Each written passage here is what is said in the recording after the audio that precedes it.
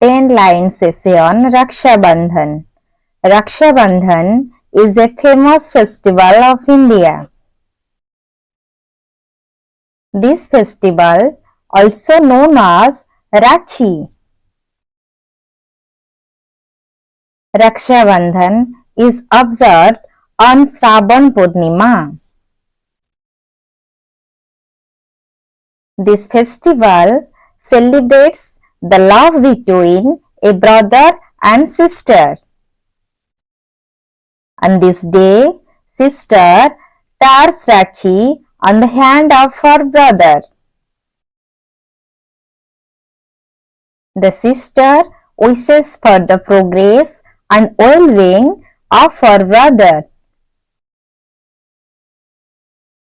Brother also gives gifts and surprises to his sister in return. Brother promises to protect and take care of his sister forever.